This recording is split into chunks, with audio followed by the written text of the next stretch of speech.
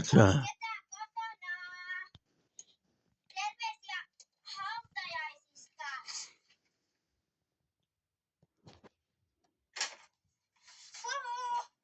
Onks ketään kotona?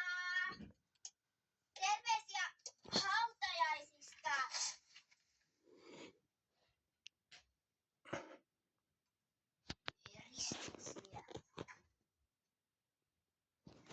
Moi! Meillä oli tosi kivaa. Eli oli Lepakko, Leena, Haamu ja Anna Lihansöökasvi. Onks nää sun lottonumerot? On. Siis, lottasit se ihan oikeesti? Pistit nää numerot kuponkiin? Menit kiskaamaan, maksat sen? Joo. Välis mä voitin.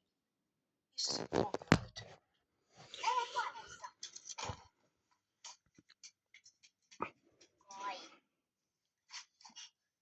Taaskaan se ei uskonut, että musta tulee miljonääri.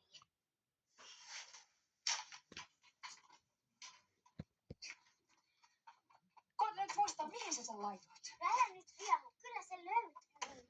Tajuat sä, että jos ei sitä löydy sitä kuponkia, niin sä et saa niitä rahoja. Sit mä lottoin uudestaan ensi viikolla. Älä nyt viitti, et sä ymmärrä, kuinka vakava asia tää on. En. Herra Jumala, mutta hulluks. Missä se voi olla? Se on varmaan tässä.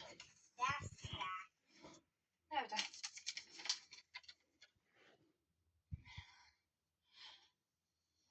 Nää on ne numerot. Missä sulla on 7 oikein?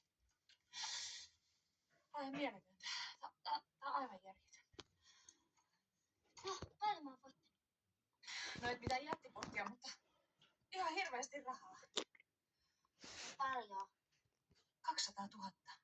Taas 200 000.